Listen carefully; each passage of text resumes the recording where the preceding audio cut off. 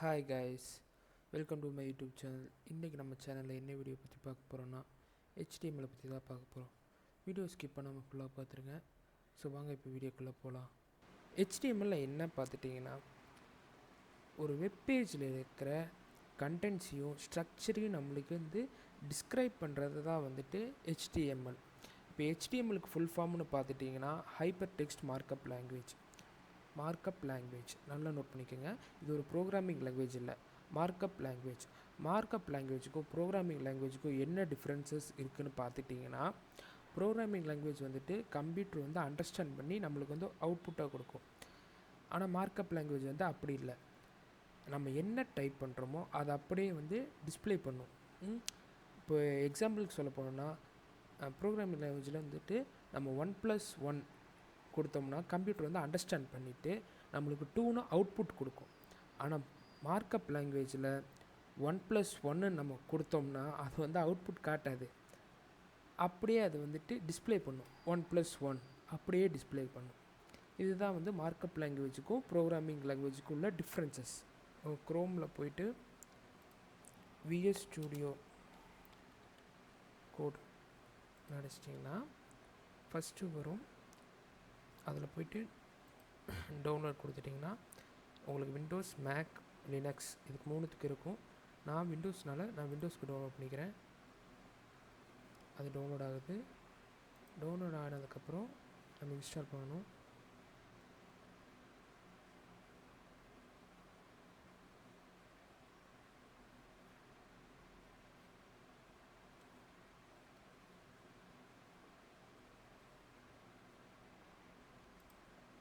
Download ஆகிடுச்சிங்களா?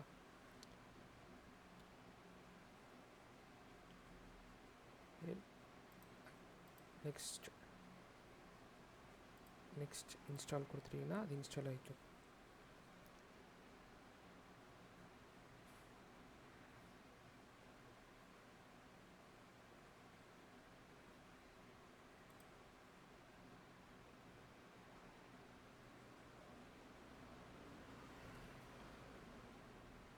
ஓகேங்களா, install ஆகிடுச்சு. Finish. இப்போ விசுவல் ஸ்டுடியோ கோடு லான்ச் ஆகும். ஓகேங்களா,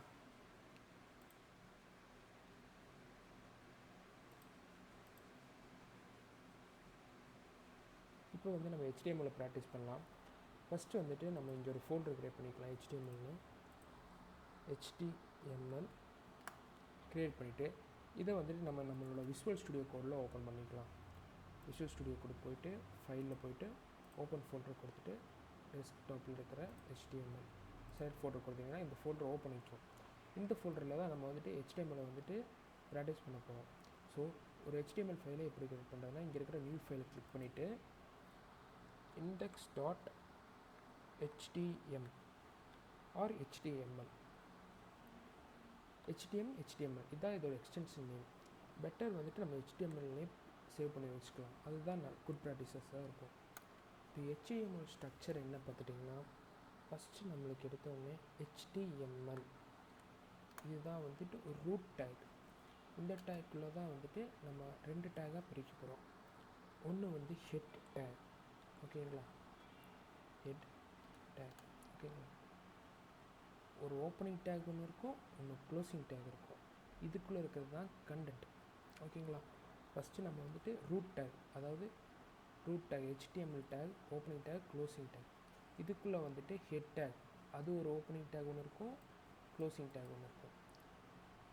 அப்புறம் பாடி டேக். ஓகேங்களா, இந்த ஹெட் டேக் எதுக்குன்னு கேட்டுட்டிங்கன்னா, இதில் தான் நம்ம அந்த பேஜுக்கு உண்டான இன்ஃபர்மேட்டிவ் கண்டென்ட்ஸ் எல்லாம் நம்ம இதுக்குள்ளே தான் வச்சுருப்போம். உதாரணத்துக்கு அந்த பேஜோட டைட்டில், ஸ்கிரிப்ட் எழுதுறது, ஸ்டைலு, இந்த மாதிரி இன்ஃபர்மேட்டிவான திங்ஸ் எல்லாமே ஹெட் டேக்குள்ளே தான் நம்ம வச்சுருப்போம். இந்த பாடி டேக் தான் அந்த வெப் பேஜில் இருக்கிற கண்டென்ட்ஸை நம்மளுக்கு டிஸ்பிளே பண்ணுறதுக்கு உண்டாக ஹெல்ப் பண்ணுது. ஓகேங்களா, இந்த பாடி டேக்குள்ளே நம்ம என்னென்னலாம் டைப் பண்ணுறோமோ அது வெப் ப்ரௌசர் டிஸ்பிளே பண்ணும். ஓகேங்களா, இது நம்ம ஒரு தடவையும் இந்த மாதிரி டைப் பண்ணிகிட்டே ஒரு நூற்றுக்கணக்கான வெப் பேஜஸ் க்ரியேட் பண்ணுற மாதிரி இருந்தால் இது மாதிரி ஒரு தடவை டைப் பண்ணணும்னு அவசியம் இல்லை. இதில் வந்து விஷுவல் ஸ்டுடியோக்குள்ளே ஒரு ஷார்ட்கட் இருக்குது, எம்எக்ஸ்ன்னு சொல்லுவாங்க. இதை வந்து டேட் பண்ணிக்கிறேன். டேட் பண்ணிவிட்டு ஷிஃப்ட் ப்ளஸ் X1 அதாவது எக்ஸ்க்ளமேட்டரி சிம்பிள் கொடுக்கணும். இந்த ஃபஸ்ட்டு ஒன்று கிளிக் பண்ணிங்கன்னா அதுவே நம்மளுக்கு வந்துட்டு ஒரு HTML ஸ்ட்ரக்சரை வந்து க்ரியேட் பண்ணி தந்துடும். இதில் இந்த document.html எதுக்குன்னு பார்த்துட்டிங்கன்னா அந்த வெப் ப்ரௌசர்கிட்ட வந்து இது ஒரு HTML டாக்குமெண்டேஷன் வந்து சொல்லுது. இதெல்லாம் வந்து மெட்டா டேட்டாஸ், அதாவது இன்ஃபர்மேட்டிவான கண்டென்ட்ஸ். ஓகேங்களா? இந்த டைட்டில் இன்ஃபர்மேட்டிவான கண்டென்ட்ஸ் எல்லாமே ஹெட் டேக்கில் இருக்குது. பாடி டேக்கில் எதுவுமே இல்லை, அதுவே எதுவுமே இல்லை. நம்ம தான் இனிமேல் டைப் பண்ணணும். ஸோ இனிமேல் நம்ம அதை பார்க்கலாம், ஒரு டேகாக என்ன எதுன்னு நம்ம இனிமேல் பார்க்கலாம். இப்போ நம்ம என்ன டேகை பற்றி பார்க்க போகிறோன்னா டைட்டில் டேகை பற்றி தான் பார்க்க போகிறோம். இந்த டைட்டில் டேக் என்ன பண்ணுன்னா இந்த வெப்பேஜில் இருக்கிற கண்டென்ட்டை வந்துட்டு நம்ம ஒரு ஹெட்டிங் கொடுக்குறோம். ஓகேங்களா? அதுதான் வந்து டைட்டில் டேக் பண்ணும். இந்த டைட்டில் டேக் பார்த்திங்கன்னா ஹெட் டேக்குள்ளே தான் வைப்போம். ஏன்னா இதுவும் ஒரு வகையான மெட்டா டேட்டா தான், அதாவது இன்ஃபர்மேட்டிவான ஒரு டேட்டா, அந்த பேஜோட டைட்டில். இப்போ வந்து நம்ம HTML பற்றி பார்க்கறனால HTML டுட்டோரியல்னு அந்த பேஜுக்கு டைட்டில் வச்சுக்கலாம். பேஜுக்கு டைட்டில் வச்சுட்டு நம்ம கண்ட்ரோலர்ஸ் கொடுத்து சேவ் பண்ணிக்கணும். இல்லாட்டினா ஃபைலில் போய்ட்டு சேவ் கொடுக்கணும். சேவ் கொடுத்துட்டு ரன்னு கிளிக் கொடுத்துட்டிங்கன்னா அது ரன் ஆகும். ரன் ஆகிட்டு எனக்கு இங்கே எதுவுமே எனக்கு மாறல. ஆனால் இந்த இடத்துல பார்த்துட்டிங்கன்னா எனக்கு மாறி இருக்கு. அதாவது பாடியில் எனக்கு மாறல, ஹெட் டேக்கில் கொடுத்தனால எனக்கு இந்த இடத்துல மாறி இருக்கு. புரியுதா? பாடி டேக்கில் கொடுத்தோம்னா இந்த இடத்துல நம்மளுக்கு டிஸ்பிளே ஆகும். நம்ம ஹெட் டேக்கில் கொடுத்துருக்கோம் டைட்டில்னு, அதனால் வந்துட்டு எனக்கு HTML டுட்டோரியல் மாறி இருக்கு. ஓகேங்களா? நெக்ஸ்ட் வந்துட்டு இந்த இடத்துல வந்துட்டு நம்ம வேறு எதுவும் சேஞ்ச் பண்ணி பார்ப்போம். இந்த இடத்துல டுட்டோரியலில் வந்து நான் டேட் பண்ணிட்டேன்.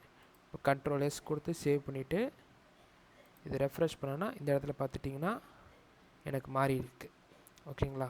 இப்போ திருப்பியும் டுட்டோரியல் கொடுத்து சேவ் பண்ணிட்டு ரெஃப்ரெஷ் கொடுத்தனா மாறிடுச்சு.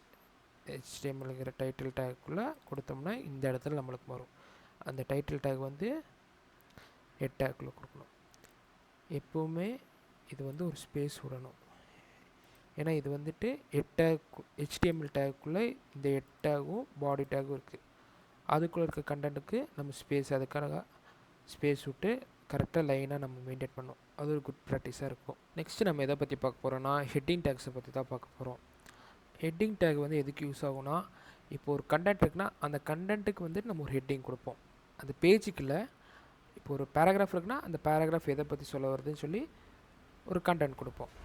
இல்லாட்டினா அந்த பேஜில் இருக்க மெயின் கண்டென்ட்டு அந்த டைட்டில் பார்த்துட்டு டைட்டிலுக்குள்ளே அந்த பேஜுக்குள்ளே வந்தோடனே பேஜில் டாப்பில் அந்த பேஜ் எதை பற்றி சொல்ல வருதுங்கிறது அது ஒரு ஹெட்டிங்.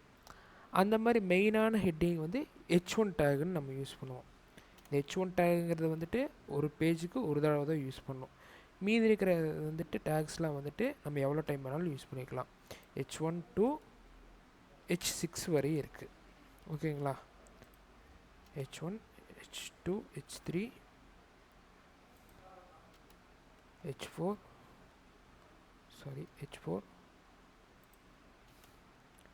H5, H6. ஓகேங்களா? இதெல்லாம் வந்து ஹெட் டேக்ஸ். இதுக்குள்ளே இருக்கிற கண்டென்ட் எல்லாம் ஹெட்டிங் 1,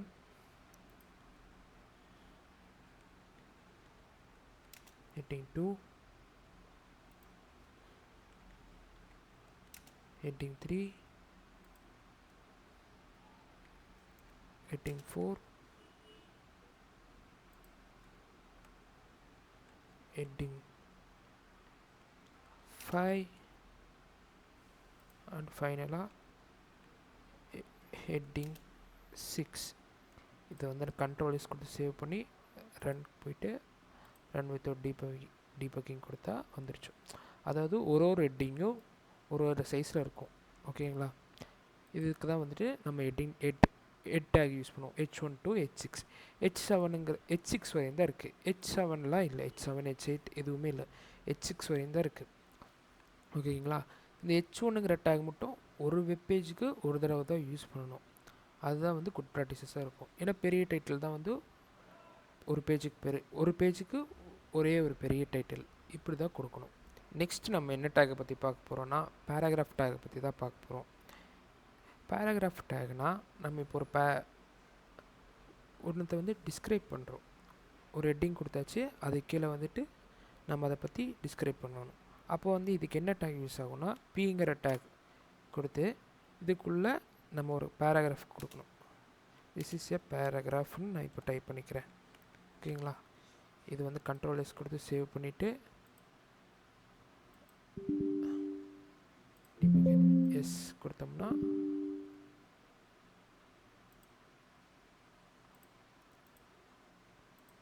இந்த இடத்துல ரெஃப்ரெஷ் கொடுத்தோன்னா திஸ் இஸ் எ பேராகிராஃப். அப்புறம் ஹெட்டிங்கும் வந்துருச்சு. ஓகேங்களா? அடுத்து எனக்கு இன்னொரு பேராகிராஃப் கொடுக்கணும். ஓகேங்களா? திஸ் இஸ் பேராகிராஃப் 2 கொடுத்துட்டு கண்ட்ரோல் எஸ் கொடுத்துட்டு சேவ் பண்ணிவிட்டு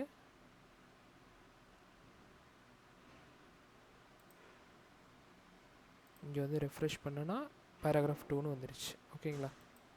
திருப்பி எனக்கு ஒரு பேராகிராஃப் தேர்ட் பேராகிராஃப் எனக்கு வேணும். This is paragraph 3 control save அப்புறம் ரெஃப்ரெஷ் கொடுத்தோம்னா எனக்கு 3 பேராகிராஃப் ஒரு ஹெட்டிங் வந்துடுச்சு. ஓகேங்களா? ஆனால் எனக்கு இப்போ இங்கே ஒரு லைன் எனக்கு வரணும்னா அதுக்கு தான் வந்துட்டு ஹெச்ஆருங்கிற டேக் யூஸ் பண்ணுறோம். இப்போ கண்ட்ரோல் எஸ் ஹெச்ஆர்னு இங்கே கொடுத்துட்டோம். ஹரிசாண்டல் இதுக்கு பேர் ஹெச்ஆர் கொடுத்துட்டு சேவ் பண்ணிவிட்டு இங்கே ரெஃப்ரெஷ் பண்ணோம்னா எனக்கு ஒரு லைன் வந்துடுச்சு.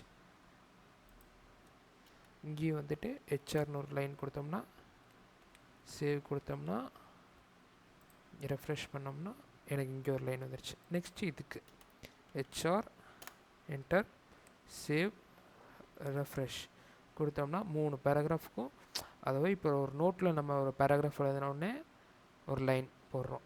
அதுக்கு தான் இது கணக்கு. சரி, எனக்கு இன்னொரு பேராகிராஃப் முடிஞ்சோடனே எனக்கு ஒரு லைன் கீழே போகணுன்னா அந்த இடத்துல வந்து பிஆர் ஒரு டேக் யூஸ் பண்ணுவோம். BR means breaking line. திருப்பி இன்னொரு பேராகிராஃப் திஸ் இஸ்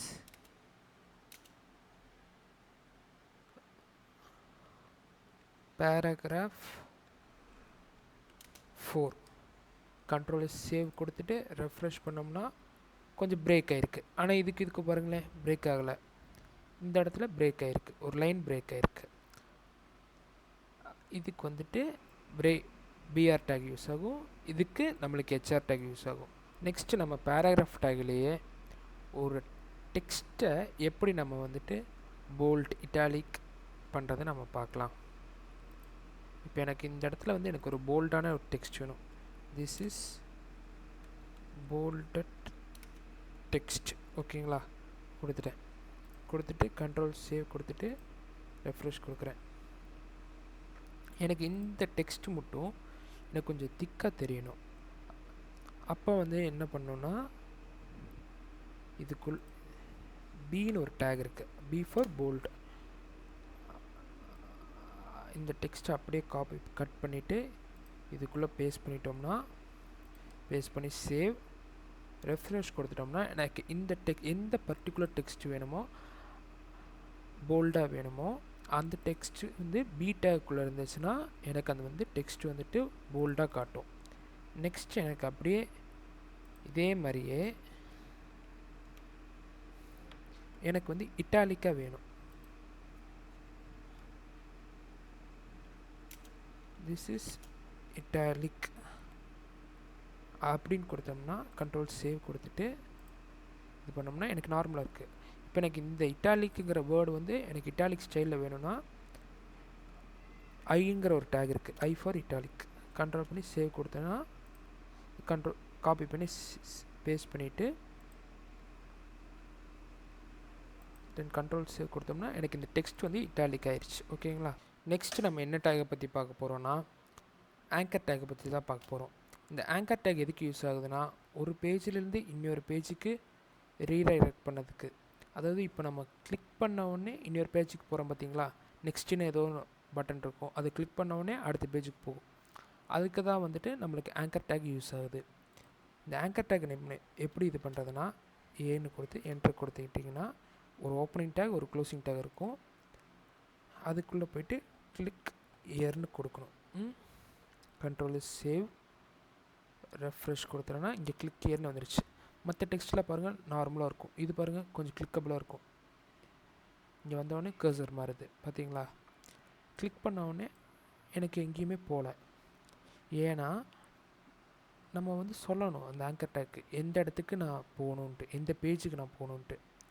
அதுக்கு தான் வந்துட்டு இந்த ஓப்பனிங் டேகில் இருக்கிற ஹெச்எஃப்ங்கிற ஒரு இது யூஸ் ஆகுது. இந்த ஹெச்எஃப்க்குள்ளே நம்ம சொல்லணும் எந்த பேஜ் கிளிக் பண்ணோடனே எந்த பேஜுக்கு போகுதுன்னு. இந்த ஹெச்எஃப்க்குள்ளே இப்போ உதாரணத்துக்கு google.comங்கிற வெப்சைட் எடுத்துக்கலாம். இதில் இருக்கிற லிங்க்கை காப்பி பண்ணி இந்த ஹெச்எஃப்க்குள்ளே இருக்கிற டபுள் கொட்டேஷனுக்குள்ளே பேஸ்ட் பண்ணிட்டோம்னா கண்ட்ரோல் எஸ் சேவ் கொடுத்துட்டு இந்த பேஜை ரெஃப்ரெஷ் பண்ணால் இப்போ இங்கே கிளிக் பண்ணுறேன். கிளிக் பண்ணவுடனே எனக்கு கூகுள் ஓப்பன் ஆயிடும். இதுதான் வந்து ஆங்கர் டேக் யூஸ் பண்ணோம். நெக்ஸ்ட்டு நம்ம என்ன டேகை பற்றி பார்க்க போகிறோம்னா இமேஜ் டேகை பற்றி தான் பார்க்க போகிறோம். அதாவது நம்ம கண்டென்ட்டில் ஒரு இமேஜ் இருக்குது, அது நம்ம வெப்பேஜில் ஷோ பண்ணோம்னா நம்மளுக்கு இமேஜ் டேக் தான் யூஸ் ஆகும். அந்த இமேஜ் டேக்கு நம்ம எப்படி என்ன கொடுக்குறதுனா ஐஎம்ஜி, இதுதான் இமேஜ் டேக். என்டர் கொடுத்துட்டிங்கன்னா இதுக்கு 2 ஆட்ரிபியூட் இருக்கும். ஒன்று எஸ்ஆர்சி, இன்னொன்று வந்து ஏஎல்டி. எஸ்ஆர்சினா சோர்ஸ், ஏஎல்டினா ஆல்டர்னேட். அதாவது அந்த இமேஜ் காட்டலைன்னா எனக்கு இது தான் டிஸ்பிளே ஆகணும், இந்த வேர்ட்ஸ் டிஸ்பிளே ஆகணுங்கிறது தான் வந்துட்டு ஆல்டர்னேட்டிவ். எஸ்ஆர்சிங்கிறத தான் நம்ம லிங்க் கொடுக்கணும், அந்த இமேஜோட லிங்க்கு. உதாரணத்துக்கு இப்போ நான் ஒரு கேட்டோட இமேஜை சர்ச் பண்ணிக்கிறேன். சர்ச் பண்ணிவிட்டு எனக்கு இந்த கேட் வேணுமா, இந்த கேட் எடுத்துக்கலாம். இந்த கேட்டை கொடுத்துட்டு காப்பி இமேஜ் லிங்க் இது பண்ணிவிட்டு இது வந்து நம்ம எஸ்ஆர்சியில் பேஸ்ட் பண்ணணும். ஓகேங்களா. பேஸ்ட் பண்ணிவிட்டு இந்த இமேஜ் வந்து நெட் இருந்தால் எனக்கு ஷோ ஆகும், இல்லாட்டினா வந்துட்டு ஆல்டர்னேட்டிவாக எனக்கு இந்த டெக்ஸ்ட் காட்டும். Orange kitten. ஓகேங்களா. இதை கண்ட்ரோல் சேவ் கொடுத்து பேஜை ரெஃப்ரெஷ் பண்ணனா எனக்கு இங்கே விசிபிள் ஆயிடுச்சு. இது ஒரு வகையான ஒரு மெத்தட். இன்னொரு வகைனா அதாவது நம்ம லோக்கல் சிஸ்டம்லேயே நம்ம இதை சேவ் பண்ணி வச்சுக்கிட்டு இப்படி காட்டலாம். இது வந்து ஆன்லைன்லேயே நெட் இருந்தால் நம்மளுக்கு அந்த இமேஜ் ஷோ ஆகும், இல்லாட்டினா ஆரஞ்சு கேட். எனக்கு இப்போ டவுன்லோட் பண்ணி எனக்கு இந்த இமேஜ் காட்டணுன்னா இந்த இமேஜ் கிளிக் பண்ணிவிட்டு ரைட் கிளிக் பண்ணிவிட்டு சேவ் இமேஜஸ் கொடுத்துட்டு டெஸ்க்டாப்பில் HTMLங்கிற ஃபோல்டரில் தான் இருக்குது. இமேஜஸ் கொடுத்துட்டு ஓப்பன், இதில் சேவ் பண்ணிக்கிறேன். சேவ் பண்ணிவிட்டு இது வந்து ஆன்லைனில் இருக்கிற இமேஜ், நெட் இருந்தால் வரும். இது வந்து ஆல்ரெடி நான் டவுன்லோட் பண்ணிட்டேன் இந்த இமேஜை. இப்போ பாருங்களேன், இந்த லிங்க்கை நான் டெலிட் பண்ணிட்டேன். கண்ட்ரோல் சேவ் கொடுத்துட்டேன்னா இப்போ இங்கே ரெஃப்ரெஷ் கொடுத்துட்டேன்னா எனக்கு இந்த இமேஜ் காட்டாது. அதுக்கு பதிலாக இங்கே இருக்கிற ஆல்டர்னேட்டிவ் டெக்ஸ்ட் காட்டும். ஆரஞ்சு கிட்டன் சிட்டிங்னு அடிக்கிறேன்னு வைங்களேன். சேவ் கொடுத்துட்டு ரெஃப்ரெஷ் காட்டினேன்னா எனக்கு இந்த ஆல்டர்னேட்டிவ் இந்த இமேஜ் இல்லாட்டினா இந்த ஆல்டர்னேட்டிவ் டெக்ஸ்ட் காட்டும். ஓகேங்களா. சரி, இப்போ நம்ம டவுன்லோட் பண்ணி வச்ச இமேஜஸை எப்படி நான் இதில் விசிபிளாக காட்டுறதுன்னு பார்க்கலாம். இப்போது இந்த இடத்துல எஸ்ஆர்சியில் ஸ்லாஷ்னு கொடுத்துட்டோன்னா இமேஜஸ்ன்னு அந்த ஃபோல்டர் வரும். கொடுத்துட்டு இதுதான் அந்த கேட்டோட இமேஜ். டவுட் இருந்தால் நம்ம எப்படி போய்ட்டு இது கிளிக் பண்ணோம்னா ஓப்பன் ஆகும். இதுதான் அந்த கேட்டோட இமேஜ், கிட்டனோட இமேஜ். ஸ்லாஷ் கொடுத்துட்டோம்னா அந்த இமேஜ் வந்துடும். Control save refresh. Okay, sorry, இந்த இடத்துல வந்துட்டு நம்ம ஒரு டாட் வச்சுக்கணும். ஓகேங்களா. கண்ட்ரோல் சேவ் ரெஃப்ரெஷ் கொடுத்தோம்னா இப்போ அந்த இமேஜ் எனக்கு ஓப்பன் ஆயிடுச்சு. இப்போ இந்த இமேஜ் எனக்கு ரொம்ப பெருசாகவும் ரொம்ப இதாகவும் இருக்குது. இது வந்து நம்ம வந்துட்டு ஹைட்டு வித்து குறைக்கணும். ஹைட்டு வந்துட்டு நான் ஒரு 100 பிக்சல்ஸ்னு வச்சுக்கலாம். வித்து வந்துட்டு ஒரு 200 பிக்சல்ஸ் வச்சுக்கலாமா. கண்ட்ரோல் சேவ், ரெஃப்ரெஷ் கொடுத்தனா எனக்கு இமேஜ் வந்து சின்னதாயிடுச்சு.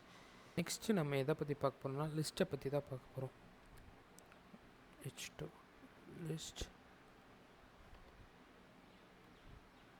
லிஸ்ட்டை பற்றி தான் பார்க்க போகிறோம்.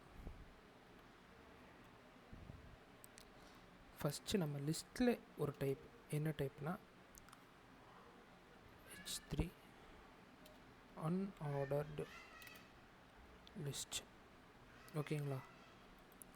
இந்த அன்ஆர்டர் லிஸ்ட்டுக்கு நம்ம என்ன பண்ணோன்னா ஃபஸ்ட்டு யூஎல்னு கொடுத்துக்கணும். ஓப்பனிங் டேக் அப்புறம் ஒரு க்ளோசிங் டேக். இதுக்குள்ளே தான் வந்துட்டு நம்மளோட அன்ஆர்டர் லிஸ்ட்டெல்லாம் காட்ட போகிறோம். இந்த அன்ஆர்டர் லிஸ்ட்டுக்குள்ளே நம்ம LI list item,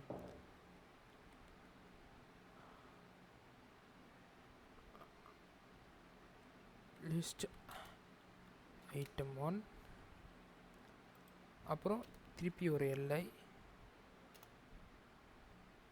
list item 2, திருப்பி ஒரு எல்ஐ லிஸ்ட் ஐட்டம் 3. இதை கொடுத்துட்டு கண்ட்ரோல் சேவ். க்ளோஸ் டாக் டேட் ஆயிடுச்சு.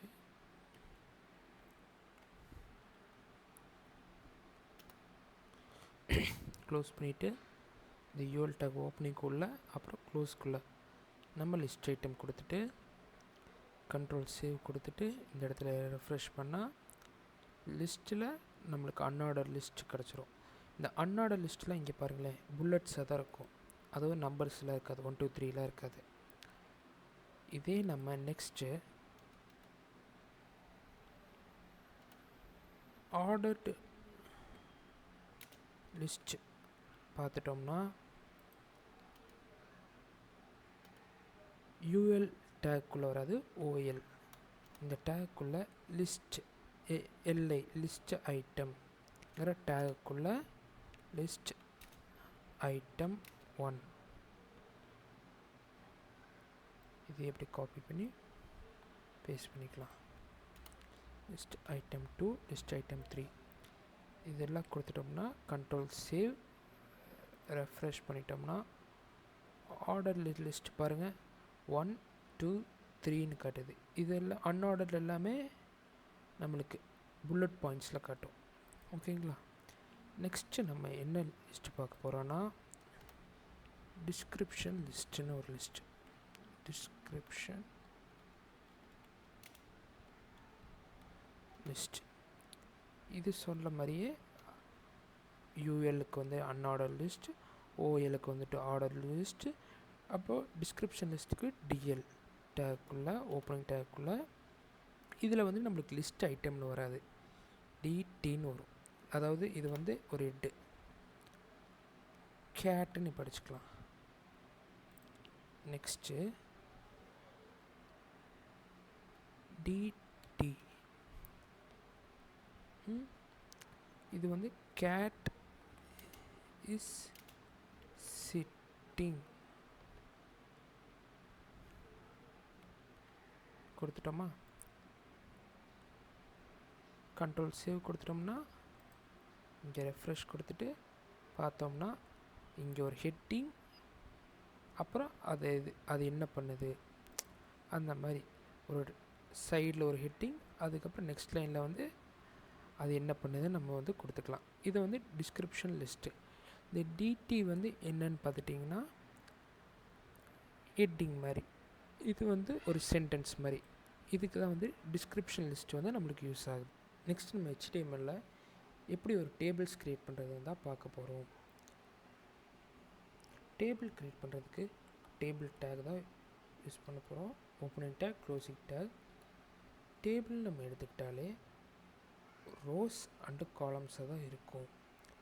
அப்புறம் உள்ளே நம்ம டைப் பண்ணுறத டேட்டாஸுன்னு நம்ம சொல்லுவோம். ஃபஸ்ட்டு டிஆர் அப்படின்னு கொடுத்துக்கணும். ஓகேங்களா. டிஆர்னு கொடுத்துட்டு டேபிள் ரோ அது ஓப்பனிங் டேக் ஒன்று, க்ளோசிங் டேக் ஒன்று. நெக்ஸ்ட்டு டிடி, இதுதான் வந்துட்டு டேட்டா. இதுக்குள்ளே நம்ம டைப் பண்ணுறது தான் வந்துட்டு டேபிளில் நம்மளுக்கு விசிபிள் ஆகும். சீரியல் நம்பர்னு நான் கொடுக்குறேன். ஓகேங்களா. நெக்ஸ்ட்டு அதுக்கு அடுத்து உள்ளது காலம் டிடி, நேம் கொடுத்துட்டேன். நெக்ஸ்ட் டிடி,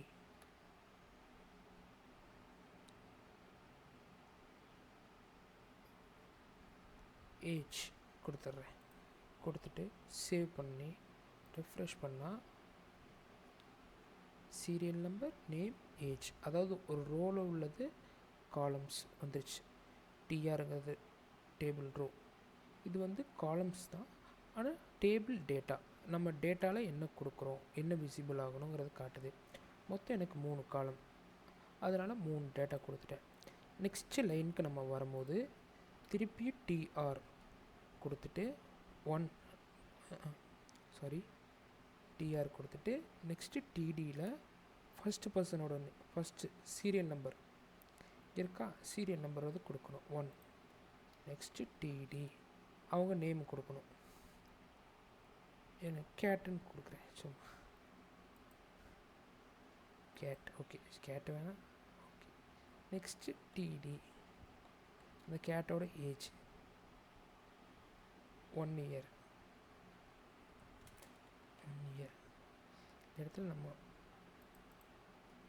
பெட்டுன்னு கொடுத்துக்கலாம். ஓகேங்களா. இப்போ கண்ட்ரோல் எஸ் கொடுத்துட்டு ரெஃப்ரெஷ் பண்ணனா சீரியல் நம்பர் 1ல் கேட்டு, என்ன பெட்டு கேட்டு, ஏஜ் அதுக்கு 1. இதே மாதிரி எனக்கு அடுத்த ரோ க்ரியேட் பண்ணோன்னா டிஆர், அடுத்த ரோவுக்கு வந்துருச்சு. அடுத்த ரோவில் DD, first data, first third ரோவில் ஃபஸ்ட்டு காலமில் ஃபஸ்ட்டு டேட்டா நம்ம கொடுக்குறோம். 2 என்ன பெட்டு கொடுக்குறோம், டிடி, இதில் டாக்னு கொடுத்துக்கலாம். நெக்ஸ்ட்டு டிடி, இந்த இடத்துல 2 இயர்ஸ் கொடுத்துக்கலாம். கொடுத்துட்டு கண்ட்ரோல் சேவ் ரீலோட் கொடுத்தோம்னா எனக்கு வந்துடுச்சு. நெக்ஸ்ட்டு எனக்கு 4th ரோ வேணும். TR 4th row, TD 3rd one. First row வந்துட்டு நம்மளுக்கு சீரியல் நம்பர், பெட்டு, ஏஜ். செகண்ட் ரோ 1 கேட்டு, தேர்ட் ரோ வந்து டாகு, 4th ரோ வந்துட்டு நம்மளுக்கு இப்போ கொடுத்துட்ருக்கோம். அடுத்து டிடி, இதில் வந்துட்டு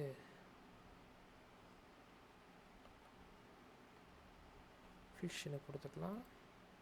ஃபிஷ்ஷோட பேரட்னு கொடுத்துக்கலாம். நெக்ஸ்ட்டு டிடி, அதுக்கு எவ்வளோன்னா 1 இயர்னு வச்சுக்கலாம். இப்போ கண்ட்ரோல்ஸ் சேவ் ரெஃப்ரெஷ் கொடுத்தோம்னா எனக்கு இங்கே டேட்டா வந்துடுச்சு, டேபிள் க்ரியேட் ஆகிடுச்சு. ஆனால் எனக்கு இங்கே டேபிள் க்ரியேட் ஆகிடுச்சு, ஆனால் எனக்கு அதை சுற்றி லைன் வரல. இதுக்கு தான் நம்ம என்ன ஒரு ஆட்ரிபியூட் யூஸ் பண்ணுவோன்னா, டேபிளில் வந்துட்டு பார்டருங்கிற ஆட்ரிபியூட் யூஸ் பண்ணுவோம். பார்டர் ஈக்குவல் டு 1ன்னு கொடுத்துடணும். 1ன்னு கொடுத்து சேவ் பண்ணிவிட்டு கண்ட்ரோல்ஸ் கொடுத்துட்டு ரெஃப்ரெஷ் கொடுத்தோம்னா எனக்கு எல்லாம் வந்துட்டு ஒரு லைன்ஸ் போட்டு நீட்டாக காட்டிடுச்சு 1ங்கிறதுல.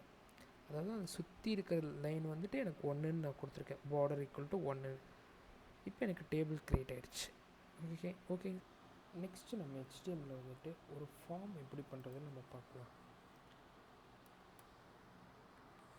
H2 form. இந்த ஃபார்ம் க்ரியேட் பண்ண நம்ம ஃபஸ்ட்டு ஃபார்ம் டேக் ஓப்பன் பண்ணி க்ளோஸ் பண்ணிக்கலாம்.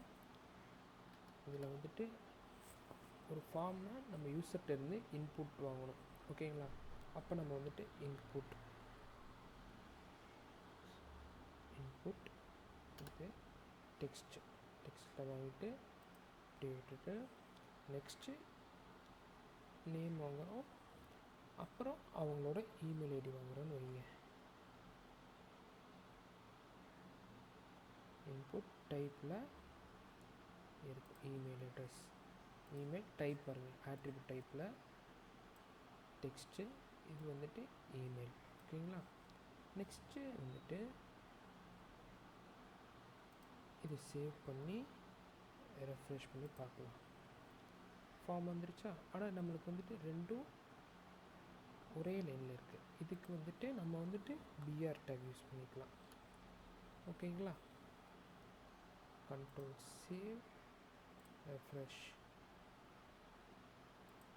கொஞ்சம் இதாக இருக்குது, இன்னொரு பிஆர் டேக் கொடுத்துட்டு நம்ம கண்ட்ரோல் சேவ், ரெஃப்ரெஷ் கொடுத்துக்கலாம். ஆனால் இப்படியே இருந்தால் நமக்கு தெரியாது. இந்த இடத்துல வந்துட்டு நம்மளுக்கு ஒரு டெக்ஸ்ட் வேணும். அப்போ தான் வந்துட்டு யூஸர் வந்துட்டு இந்த பாக்ஸ் வந்துட்டு நம்ம நேம் அடிக்கிறதுக்கு, இந்த பாக்ஸ் வந்துட்டு நம்மளோட இமெயில் அட்ரஸ் அடிக்கிறதுக்கு. அதுக்கு தான் வந்துட்டு நம்ம என்ன டேக் யூஸ் பண்ணுவோம்னா, இப்படி நார்மலாக நம்ம கொடுக்கலாம், நேமுன்னு கொடுக்கலாம். ஆனால் இப்படி கொடுக்கக்கூடாது. அதுக்கு தான் வந்துட்டு லேபிளுங்கிற ஒரு டேக் இருக்குது ஃபார்ம்ஸில். ஃபார் இதுக்குள்ளே வந்துட்டு நேமுன்னு நம்ம கொடுக்கணும், நேம்.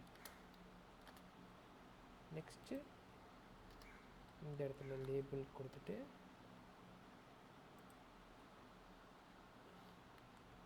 இமெயில் அட்ரஸ் கொடுத்துட்டு கண்ட்ரோல் எஸ், சேவ், ரெஃப்ரெஷ். இது இப்படி தான் இருக்குது. இந்த இடத்துல ஒரு பிஆர் டேக்,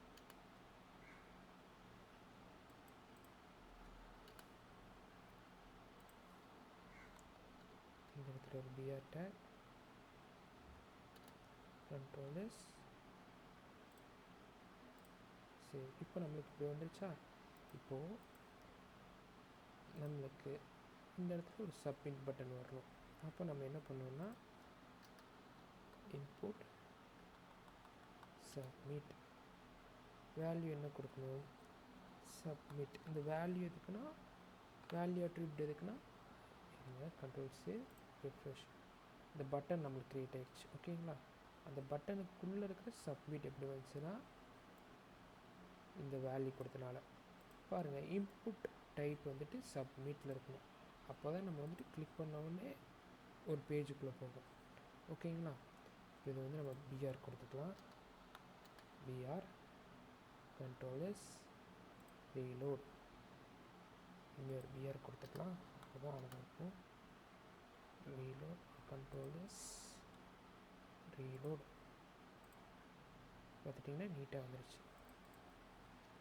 ஓகேங்களா? இப்படி தான் வந்துட்டு ஒரு ஃபார்ம் ஆகணும். இந்த இதுலேயே வந்து பார்த்துட்டிங்கன்னா ஃபார்ம் டேக் ஓப்பன் ஆகி க்ளோஸ் ஆகிருக்கு. இங்கே ஃபார்முக்கு ஒரு ஆக்ஷன் இருக்குது பார்த்தீங்களா? அது என்னென்னா, இப்போ நம்ம சப்மிட் கொடுத்தோடனே நம்மளுக்கு இந்த பேஜ் தான் வருது. ஏன்னா நம்ம ஆங்கர் டேக் மாதிரி இப்போ சப்மிட் கொடுத்தோடனே நம்மளுக்கு ஒரு பேஜுக்குள்ளே போகணும். அதுக்கு என்ன பண்ணுறதுன்னா, இப்போ உதாரணத்துக்கு இங்கே பேஜ் ஓப்பன் பண்ணிக்கலாம். ஓப்பன் பண்ணிவிட்டு நியூ HTML ஃபைல் ஓப்பன் பண்ணிக்கலாம். HTML நியூ HTML ஃபைல் ஒன்று ஓப்பன் பண்ணிவிட்டு சப்மிட் பேஜ் டாட் HTML கொடுத்துட்டு எம்எட்டில் கொடுத்துட்டு சப்மிட் பேஜ் கொடுத்துக்கலாம். டைட்டில். நெக்ஸ்ட்டு பாடி டேக்கில் H1ல யுவர் ஃபார்ம் இஸ் சப்மிட்டட் கொடுத்துக்கலாம். கொடுத்துட்டு கண்ட்ரோல் எஸ் கொடுத்து சேவ் பண்ணிவிட்டு இந்த ஆக்ஷனில் வந்துட்டு, அதாவது இந்த சப்மிட்டில் நம்ம பட்டன் கிளிக் பண்ணால் நமக்கு வந்துட்டு அந்த பேஜ் ஓப்பன் ஆகும். ஓகேங்களா? இந்த இடத்துல வந்துட்டு நம்ம கொடுக்கணும் என்ன, சப்மிட் பேஜ். பேஜ் நேம் ஒன்று இல்லை, சப்மிட் பேஜ். ஓகேங்களா? index.html ஆக்ஷனில் ஸ்லாஷில் நம்ம சப்மிட் பேஜ் கொடுத்துருக்கோம். இந்த இடத்துல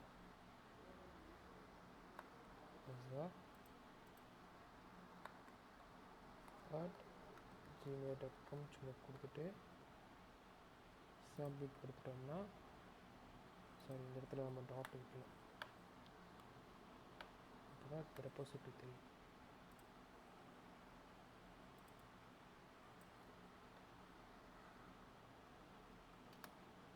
சப்மிட் பேஜ் கொடுத்துட்டோமா? இப்போ கண்ட்ரோல் எஸ் கொடுத்து சேவ் கொடுத்துட்டு ரெஃப்ரெஷ் கொடுக்கணும். கொடுத்துட்டு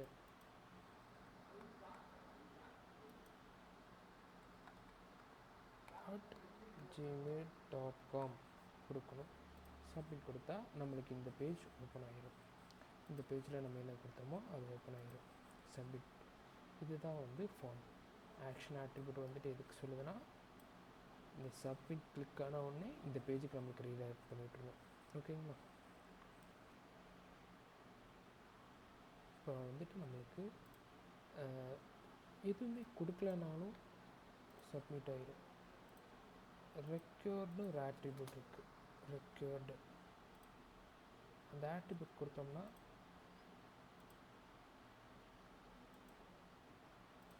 கண்ட்ரோல் சேவ் காட்டும். நம்ம வந்துட்டு நேம் கொடுத்தது தான்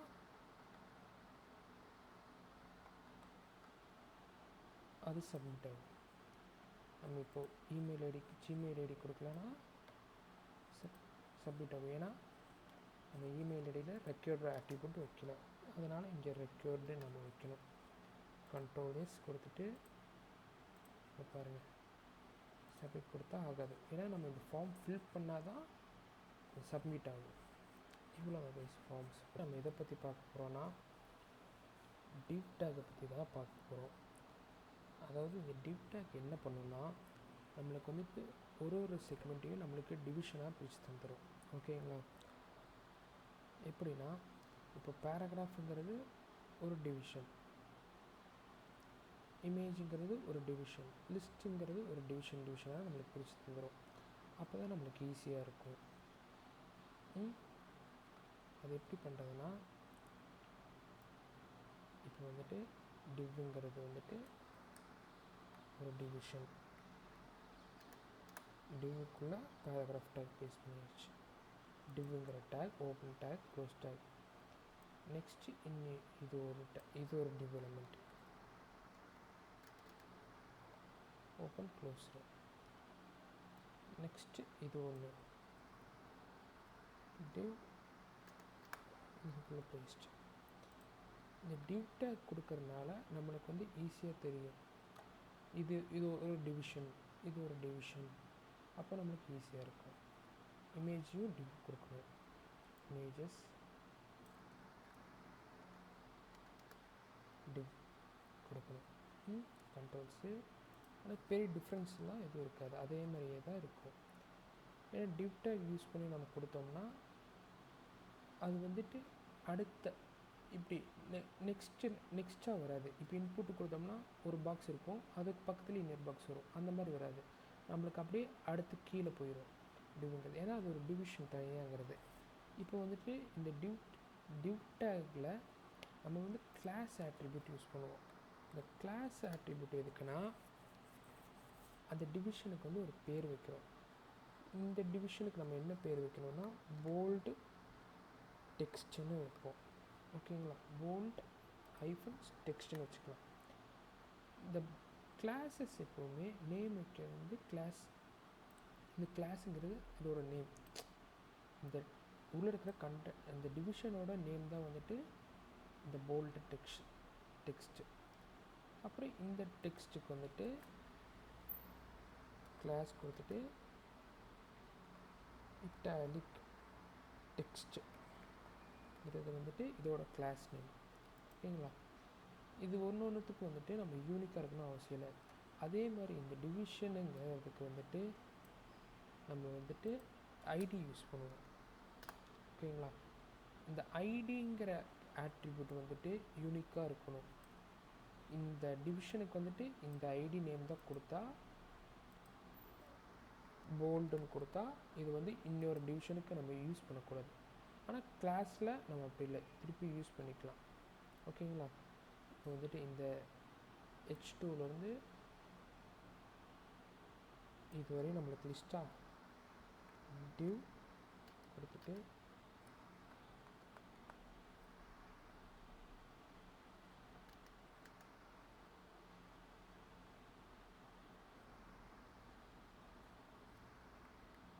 அது எல்லாமே நம்மளுக்கு ஒரு டிவ்வில் வரணும்.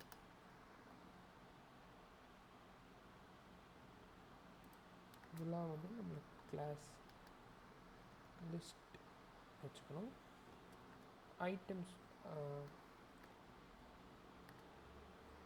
ஐடி வந்து நம்மளுக்கு யூனிக்காக இருக்கணும். கிளாஸ் நேமும் ஐடி இதுவும் சேமாக இருக்கலாம்.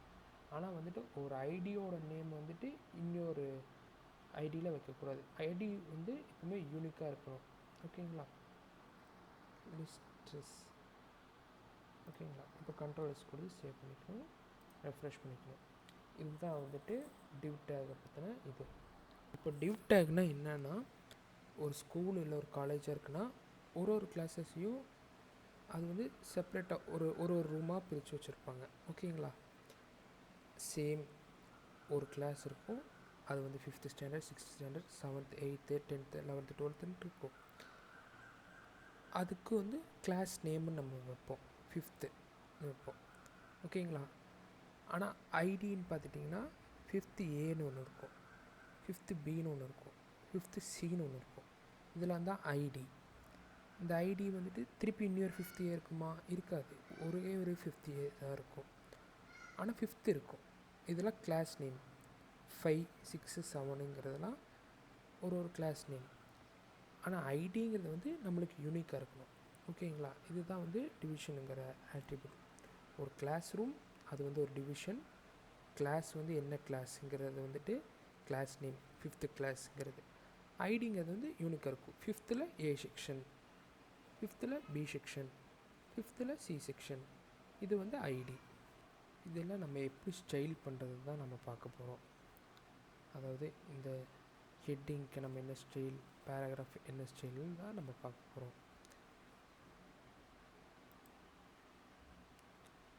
ஃபஸ்ட்டு நம்ம ஸ்டைலை வந்துட்டு 3 வகையாக நம்ம கொடுக்கலாம். ஒன்று வந்துட்டு இந்த மாதிரி ஒரு ஃபைலை க்ரியேட் பண்ணி .cssன்னு வச்சு க்ரியேட் பண்ணலாம். அது வந்து நம்ம சிஎஸ்எஸில் பார்க்கலாம். இப்போதைக்கு நம்ம HTMLலேயே ஸ்டைல் ஆட்ரிபியூட்டை வச்சு இல்லை ஸ்டைல் டேக்கை வச்சு நம்ம எப்படி வந்து ஒரு டெக்ஸ்ட்டை வந்து நம்ம வந்து ஸ்டைல் பண்ணுறதை நம்ம பார்க்கலாம். ஃபஸ்ட்டு வந்துட்டு ஸ்டைலுங்கிற ஒரு ஆட்ரிபியூட்டை வச்சு பேராகிராஃப் டேக்கை வந்துட்டு ஸ்டைல் கொடுக்கணும். ஃபஸ்ட்டு வந்துட்டு கலர், அதாவது இது வந்துட்டு ப்ராப்பர்ட்டி சொல்லுவோம். அப்புறம் வந்து காலன், இதுக்கு அடுத்தது உள்ளது எல்லாமே வேல்யூன்னு சொல்லுவோம். இப்போ வந்து எனக்கு இந்த பேராகிராஃப் வந்துட்டு எனக்கு ப்ளூ கலரில் இருக்கணும்னு எடுத்துகிட்டு செமிகாலன் கொடுக்கணும். எப்படி கொடுக்கணுன்னா, இப்போ நான் பண்ணுறது வந்துட்டு HTML கமெண்ட். இது எப்படி பண்ணணுன்னா, லெஸ் தென் சைன், அப்புறம் ஒரு எக்ஸ்க்ளமேட்டரி, ஐஃபன். ஏன் இது கொடுக்குறேன்னா, அப்போ தான் வந்துட்டு இது வந்துட்டு இந்த இடத்துல இந்த பேராகிராஃப்னு இங்கே கொடுத்துருக்கேன், இங்கே உங்களுக்கு விசிபிள் ஆகலை. ஏன்னா இது வந்துட்டு நீங்கள் இது பார்த்தோன்னே நம்ம அண்டர்ஸ்டாண்ட் பண்ணிக்கிறோம், ஓ இது பேராகிராஃப் தான். இது வந்து HTML கமெண்ட் சொல்லுவாங்க. லெஸ் தென் சைன், ஒரு எக்ஸ்க்ளமேட்டரி, ஐஃபன் கிரேட்டர் தென் சிம்பிள். ஓகேங்களா? கொடுத்துட்டு இந்த 4 ஐஃபன் இருக்கும். 4 ஐஃபனுக்கு நடுவில் தான் வந்துட்டு நம்ம வந்து டெக்ஸ்ட் பண்ணணும். இப்போ என்னென்னா, ஸ்டைல் ஈக்குவல் டு டபுள் காலம் ப்ராப்பர்ட்டி வேல்யூ செமிகோலன். இதுதான் வந்து நான் இங்கே கொடுத்துருக்கேன். ப்ராப்பர்ட்டினா அதோட என்ன தன்மை, அந்த தன்மை எது, அதோட இது கலரை வந்து நான் ப்ளூ கலராக மாற்றுறேன், அதோட வேல்யூ என்ன வேல்யூ. இப்போ கண்ட்ரோல் சேவ் கொடுத்துட்டு ரெஃப்ரெஷ் கொடுத்தேன்னா பார்த்திங்கன்னா எனக்கு பேராகிராஃப் வந்து ப்ளூவாக மாறிடும். இன்னொன்று வந்து என்ன வகையாக பண்ணலான்னா, இது வந்துட்டு நம்மளுக்கு வந்துட்டு இன்லைன் சிஎஸ்எஸ்ன்னு சொல்லுவாங்க. Inline CSS. ஓகேங்களா? நெக்ஸ்ட்டு நம்ம என்ன பண்ண போகிறோன்னா, இப்போ நம்ம பார்த்தது இன்லைன் சிஎஸ்எஸ். ஓகேங்களா? நெக்ஸ்ட்டு நம்ம பார்க்க போகிறது இன்டர்னல் சிஎஸ்எஸ். அதாவது HTMLல நம்ம டேக் யூஸ் பண்ணுவோம். இது வந்து ஆட்ரிபியூட். ஒரு டேக்குள்ளே இருக்கிறது வந்து ஒரு ஆட்ரிபியூட். இப்போ வந்து நம்ம ஸ்டைல் டேக் யூஸ் பண்ணி எப்படி நம்ம இது பண்ணுறது பார்க்கலாம். ஸ்டைல் டேக் இது வந்து இன்ஃபர்மேட்டிவான, அதாவது இன்னொரு மெட்டாடேட்டா. அதனால் வந்துட்டு நம்ம வந்து இது ஹெட் டேக்குள்ளே தான் நம்ம பண்ணணும். Style opening tag closing take okay கொடுத்துட்டு நம்மளுக்கு இப்போ எது ஸ்டைல் பண்ணணும். இப்போ பாடி டேக் நம்ம சூஸ் பண்ணுறோன்னா பாடி கொடுத்துட்டு ஓப்பன் ப்ளேசஸ் க்ளோஸ் ப்ளேசஸ் கொடுத்துட்டு நம்மளுக்கு இப்போ வந்துட்டு பேக்ரவுண்ட் கலர் மாற்றலாமா. பேக்ரவுண்ட் கலர் கிரேன்னு மாற்றலாம். கண்ட்ரோல் சேவ் ரெஃப்ரெஷ் கொடுத்தோம்னா பேக்ரவுண்ட் கலர் மாறிடும். இது என்னன்னா இப்போ இது என்ன பண்ணுதுன்னா style attribute style take open close ஆயிடுச்சு. ஓப்பன் க்ளோஸ் இதுக்குள்ளே தான் வந்து நம்ம வந்து எதை வந்து நம்ம கலர் சேஞ்ச் பண்ணுறோம் ஸ்டைல் பண்ணுறோன்னு இருக்கும். ஓகேங்களா. இந்த ஓப்பன் ப்ரேசஸ் க்ளோஸ் ப்ரேசஸ் கொடுத்துட்டு அதுக்குள்ளே நம்ம ப்ராப்பர்ட்டியும் வேல்யூ கொடுக்கணும். இப்போ உதாரணத்துக்கு எனக்கு டிவ் டேக் கொடுக்கணும். டிவ் வந்து ஓப்பன் ப்ரேசஸ் ஆனால் ஆட்ரிபியூட்டில் வந்து நம்மளுக்கு வந்துட்டு ஓப்பன் ப்ரேசஸும் க்ளோஸ் ப்ரேசஸும் நம்ம கொடுக்க வேணாம். டிவ் வந்துட்டு பேக்ரவுண்ட் கலர் வந்துட்டு ஸ்கை ப்ளூவாக மாற்று அப்படின்னு சொல்லிடுவோம். எல்லா நம்ம கொடுத்துருக்க டிவ் எலமெண்ட்டு மட்டும் ஸ்கை ப்ளூவாக மாறிடும்.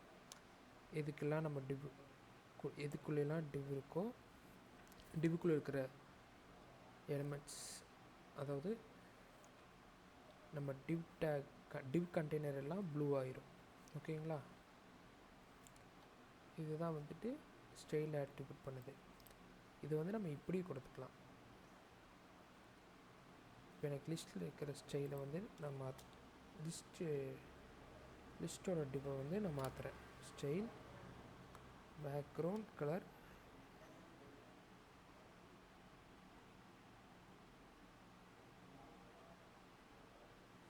கான்சில்க்னு வைக்கிறேன்னு வைங்களேன். இது மாறிக்கும். ஏன் இது வந்து மாறிடுச்சு இந்த ஸ்கை ப்ளூ எடுத்துக்கலன்னா ஃபஸ்ட்டு அது எப்பவுமே ப்ரெஃபரன்ஸ் வந்து ஸ்டைல் ஆட்ரிபியூட் கொடுக்கும். அதாவது இன்லைன் சிஎஸ்எஸ் அப்புறம் வந்து internal CSS style tag head டேக்குள்ளே கொடுக்கறது. அதுக்கப்புறம் தான் வந்துட்டு எக்ஸ்டர்னல் சிஎஸ்எஸ்னால் வந்துட்டு இன்னொரு ஃபைல் க்ரியேட் பண்ணி நம்ம வைக்கிறது. அதுதான் வந்து எக்ஸ்டர்னல் சிஎஸ்எஸ். அது எப்படி வைக்கிறதுனா நம்ம வந்து ஒரு ஃபைலில் போய்ட்டு ஸ்டைல் .css கொடுத்துட்டு இதை வந்துட்டு நம்ம ஹெட் டேக்கில் வந்துட்டு நம்ம லிங்க் பண்ணணும். லிங்க் பண்ணிவிட்டு hrefல வந்துட்டு ரிலேஷன் ஸ்டைல் ஷீட் ரெஃபரன்ஸ் வந்துட்டு நம்ம ஸ்டைல் சிஎஸ்எஸ் கொடுக்கணும். ஸ்டைல் சிஎஸ்எஸ் கொடுத்துக்கலாமா. கொடுத்துட்டு கண்ட்ரோல் சேவ் கொடுத்துட்டு இதில் வந்து நம்ம சொல்லணும் பாடியில் பேக்ரவுண்ட் கலர் வந்துட்டு அக்வாவாக மாற்றுன்னு சொல்லணும். சொல்லிவிட்டு ரெஃப்ரெஷ் பண்ணால் எனக்கு மாறாது. ஏன்னா நம்ம இந்த இடத்துல கொடுத்துருக்கோம். இதை ரிமூவ் பண்ணிவிட்டு கண்ட்ரோல் சேவ் கொடுத்தோம்னா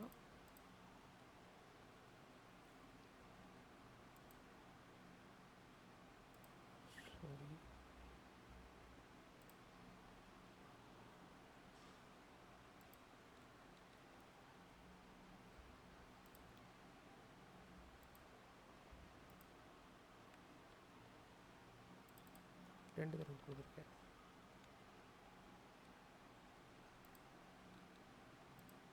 இப்போ பார்த்துட்டிங்கன்னா எனக்கு வந்து மாறிடும்.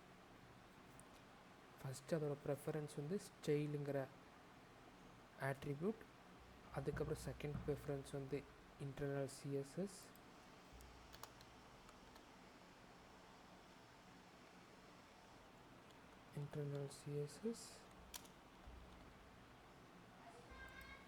அப்புறம் எக்ஸ்டர்னல் சிஎஸ்எஸ்.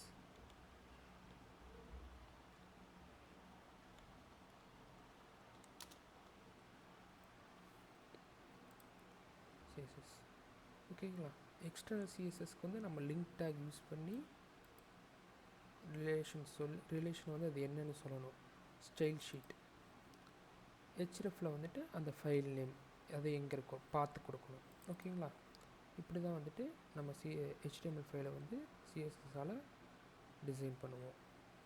ஸோ கைஸ், இந்த வீடியோவில் உங்களுக்கு புரிஞ்சிருக்குன்னு நான் நம்புகிறேன். நான் ரெஃபரன்சஸ் லிங்க் எல்லாம் டிஸ்கிரிப்ஷனில் அட்டாச் பண்ணியிருக்கேன், மறக்காமல் விசிட் பண்ணி பாருங்கள். இந்த வீடியோ பிடிச்சிருந்தா லைக், கமெண்ட் அண்ட் ஷேர் பண்ணுங்கள். மறக்காமல் இந்த சேனலுக்கு சப்ஸ்கிரைப் பண்ணுங்கள்.